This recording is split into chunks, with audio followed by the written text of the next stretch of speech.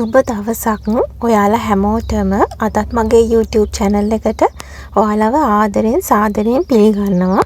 අපේ මිදුල ලස්සන කරන අදහස් ටිකක් අද ඔයාලත් එක්ක බෙදා ගන්න හිතුණා මට. ඔන්න ලස්සන සරල මිදුලකුත් බලන්න පුළුවන්. ඉතින් වීඩියෝ එකත් එක්ක ටිකටම රැඳිලා ඉන්න. බලන්නකෝ මේ ලස්සන කුරුල්ලා. ඉතින් අපි හැමෝම දන්න කොට්ටෝරුවා. හරිම ලස්සන පාටක් තමයි එයාට තියෙන්නේ. ඔයාටත් මෙයාලගේ අත්දැකීම් ඇති. ඉතින් මේ වගේ කුරුල්ලෝ ගෙවත්තට එනවා නම් කොට්ටෝරුවා මේ ගස්වල පොත්තට එයාගේ අර ශක්තිමත් හොටෙන් වේගයෙන් කොටලා ඒ ගහේ හැංගිලා ඉන්න පුංචි පුංචි කෘමීන් ආහාරයට ගන්නවලු. ඉතින් ඒ හින්දා ගස්වල හානිකර කෘමීන් පාලනය කරන්න මේ කුරුල්ලා උදව් වෙනවා. ඔන්න එහෙනම් අද අපි බලමු ඔයාලගේ ගෙදර මිදුල පොඩි ඉඩක් වුණත් නිවැරදි විදිහට සැලසුම් කළොත් අපට ඇස් ඇද ගන්න ලස්සන තැනක් බවට පත් කරගන්නේ කොහොමද කියලා. මේ ලස්සන සුදු රෝස හරිම ලස්සනට පිපිලා තියෙනවා.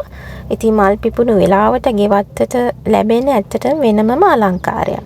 ඉතින් මේ වගේ නිරෝගී රෝස පැල වල මල් දැක්කම හිතටත් පුදුම සතුටක් තමයි දැනෙන්නේ මට නම්.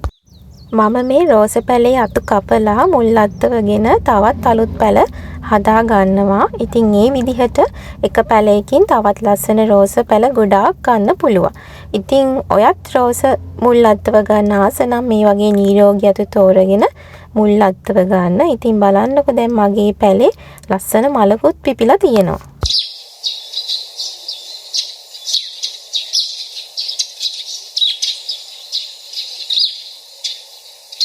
මේ වර්ගයේ රේල් ලිලි වල කලින් පිපුණේ එක මලක් විතරයි. ඒත් අද නම් පළවෙනි වතාවට එකපාර මල් 3ක්ම පිපිලා තිබුණා.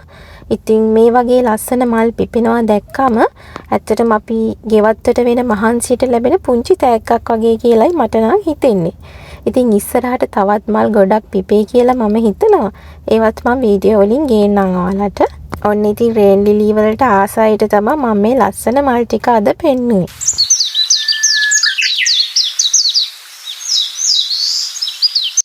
ඔන්න ඉතින් අද දවල්ට තෙල් මාළුවකුයි ඒ වගේම කෙසෙල් මුව මැල්ලුමකුයි ඒ වගේම චිකන් එකකුයි හදලා කෑවා. ඉතින් අපේ අම්මා තමයි හැදුවේ. හරිම රසට දවල් කාමත් ඒ හින්දා කාලා ඉවර කරා.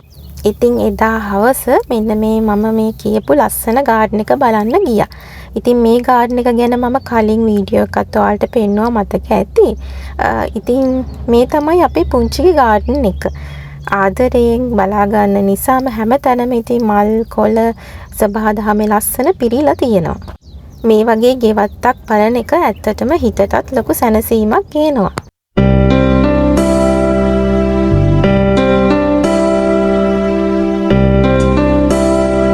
මේ ගාඩන් එකේ නිවසට ඇතුළු වෙන තැන තමයි මෙහෙම ලස්සනට ගල් අල්ලලා තියෙන්නේ. ඉතින් හරිම පිළිවෙලට තියෙන ගාඩන් එකක්.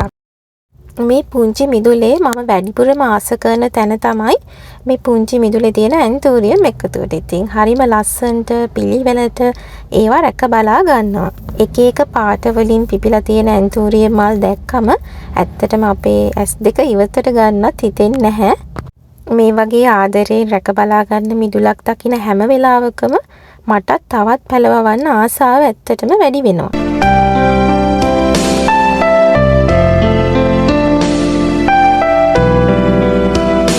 දැන් ඔයාලට මේ පේන ඇන්තෝරියම් වර්ග බැංකොක් වර්ග. මේ ඇන්තෝරියම් පැලවල වගා මාධ්‍ය විදිහට වැඩිපුරම යොදාගෙන තියෙන්නේ පොල්ලෙලි. ඉතින් පොල්ලෙලි නිසා මුල් වලට හොඳට වාතය ලැබෙනවා කියලා තමයි මට නම් හිතෙන්නේ. ඉතින් අනික මේ දවස්වල ගොඩාක් අවුවනේ. ඉතින් ඒ හින්දා තෙතමනයත් හොඳින් රඳවා ගන්න පුළුවන් වෙනවා. ඉතින් ඒ හින්දා ඇන්තෝරියම් පැල නිරෝගීව වර්ධනය වෙලා ලස්සනට මල් පිපෙන්න මේ වගේ පොල්ලෙලි ගොඩක් උදව් වෙනවා. මට නම් හිතෙන්නේ. ඉතින් ඒ ඔයාලා දැක්කේ දේශීය ඇන්තෝරියම් වර්ග, ඒ වගේම ලේඩි චේන් වර්ග. ඉතින් මේවා හොඳින් වැඩෙන්න, ඒ වගේම තදවුවෙන් ආරක්ෂා වෙන්න පොඩි net house එකක් යට ලස්සනට සකස් කරලා තියෙනවා. ඉතින් හරිම පිළිවෙලට රැක බලා ගන්න හින්දා හැම පැලයක්ම මම හිතන්නේ නිරෝගීව ලස්සනට තියෙනවා. මේ වගේ ලස්සන විසිතුරු පැළ වර්ගත් මේ ගාඩන් එකේ ගොඩක් තියෙනවා. ඉතින් එක එක හැඩයේ සහ විවිධ පාට වල කොළ හින්දා මේ මිදුලට ලස්සන පෙනුමක් ලැබිලා තියෙනවා. මල් විතරක් නෙමෙයි ඉතින් මේ වගේ විසිතුරු පැළත් ගෙවත්තක් තවත් ලස්සන කරනවා.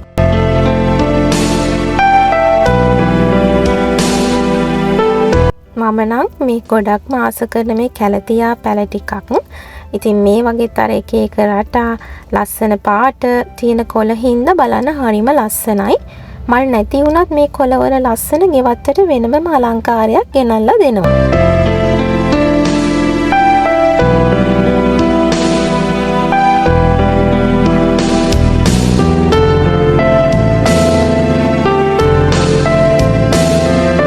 මේ මල් වර්ගය නම් මම හිතන්නේ මේ ඕකිඩ් විශේෂයක්. එකෙත් පොල්ලෙල්ලක් ආධාරයෙන් තමයි ගහට බැඳලා තියෙන්නේ. මේ මලේ නම නම් මම දන්නේ නැහැ. හැබැයි හරිම ලස්සනට මල් පිපිලා තියෙනවා. ඉතින් දන්න කෙනෙක් කියන්න බලන්න මේ මලේ නම මොකක්ද කියලා. ඔයාගේ ගෙවත්ත ලොකු ගෙවත්තක් වෙන්න ඕනේ නැහැ. පොඩි ඉඩක් වුණත් අපි ආදරයෙන් හරි සැලසුමකින් බලාගත්තොත් ඒක අපේ ඇස් ඇද ගන්න ලස්සනම තැනක් බවට පත් වෙනවා. ඇත්තට මිදුලක් ලස්සන වෙන්නේ විශාල ඉඩකඩකට වඩා ඒ ඉඩකඩ භාවිතා කරන ආකාරය අනුවයි. පොඩි මල් පෝච්චි ටිකක්, ඒ වගේම පිළිවෙලට සකස් කරලා තියෙන පැළ එකතුවක්, ඒ වගේම මල් පිපෙන පැළ කිහිපයක් එකතු කළොත් පුංචි ඉඩක් වුණත් අපිට ලස්සන උයනක් වගේ වෙනස් කරගන්න පුළුවන්. පිරිසිදුව පිළිවෙලට තියාගන්නා වගේ පොඩි දේවලුත් එකතු කළොත් මේ මිදුලේ ලස්සන තවත් වැඩි වෙනවා. ඉතින් ඒ හින්දා ඔයාට තියෙන කුඩාම ඉඩෙන් අදම ලස්සන ගෙවත්තක් හදන්න පටන් ගන්න. ඉතින් වීඩියෝ එකත් බලුවට ගොඩාක් ස්තුතියි. පරිස්සමින් ඉන්න.